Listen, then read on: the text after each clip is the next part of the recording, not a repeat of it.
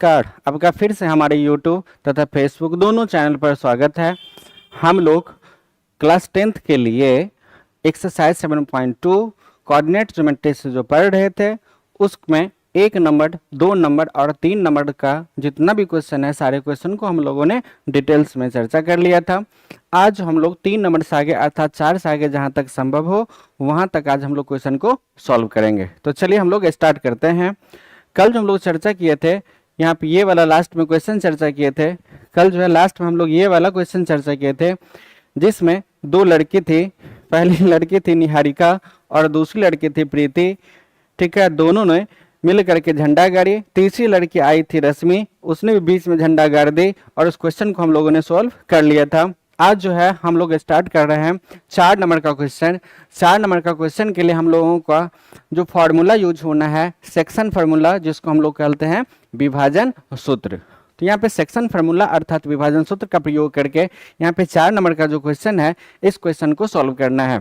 तो देखिए यहाँ पे 4 नंबर का क्वेश्चन बोल रहा है कि बिंदु इतना और इतना को जोड़ने वाली रेखाखंड को बिंदु ये किस अनुपात में विभाजित करती है या करता है। विभाजित करती है, यहाँ पे क्वेश्चन हम लोगों से पूछा जा रहा है जी। देखिए इस बिंदु को हम लोग क्या मान लेते हैं, ए मान लेते हैं, और इसको हम लोग क्या मान लेते हैं, बी मान लेते हैं, और इस बिंदु को क्या मान लेते हैं, पी मान लेते हैं। तो यहाँ पर कोई एक रेखा है, इस रेखा पर दो बिंदु, यहाँ पर ए बिंदु है, ए बिंदु का नियामक दे रखा है -3, 10 और बी बिंदु का नियामक है यहाँ पे 6, कितना तो -10।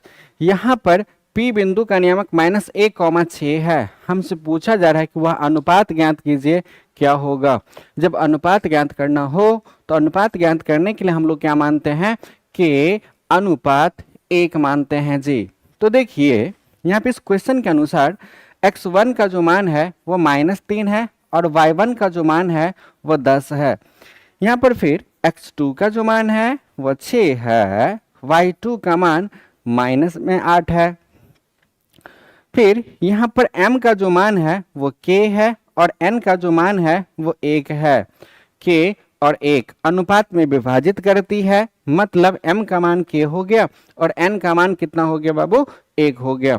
यहाँ पर जो p बिंदु है, p बिंदु का जो नियामक दिया हुआ -1, 6, इसको हम लोग मानेंगे x, y। तो ये हमारा किसका काम करेगा, x का काम करेगा, और ये किसका काम करेगा, y का काम करेगा।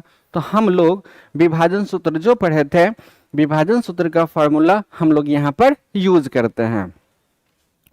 तो विभाजन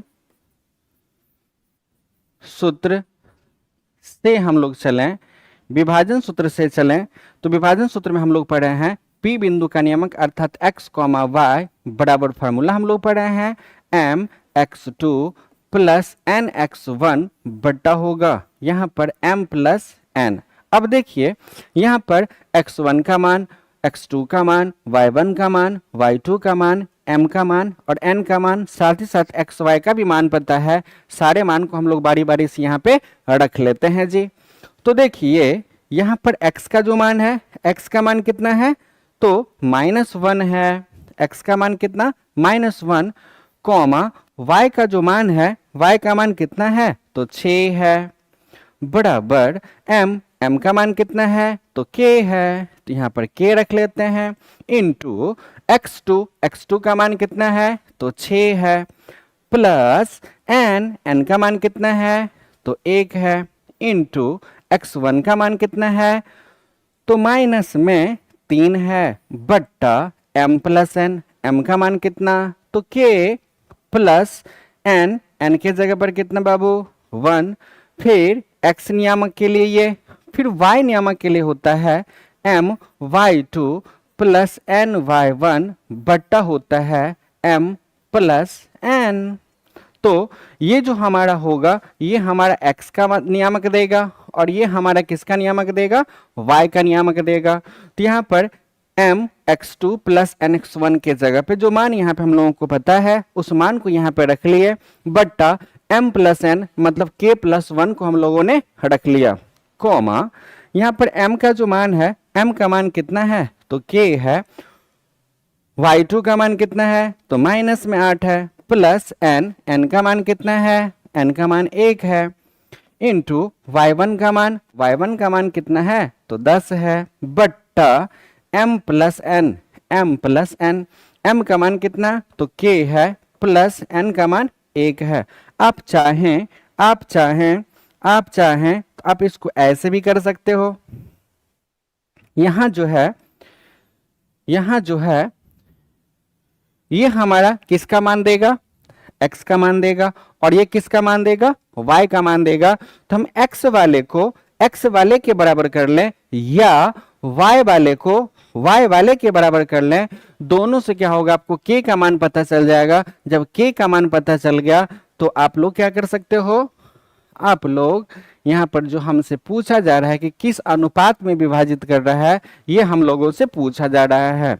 तो देखिएगा यहाँ जो है ये हमारा x का काम करेगा और ये भी हमारा x का काम करेगा, ये हमारा y का काम करेगा और ये हमारा किसका काम करेगा, y। या तो हम x वाले को x वाले के बराबर कर लें या तो y वाले को y वाले के बराबर कर लें। तो चलिए हम x वाले को ही बराबर कर लें, आप चाहें तो y वाले को भी बराबर करेंगे, सेम मान आएगा। तो यहाँ पे -1 बराबर 6 को हम k के साथ गुना करेंगे तो 6k होगा, माइनस में यहाँ पर 3 बट्टा होगा k प्लस 1।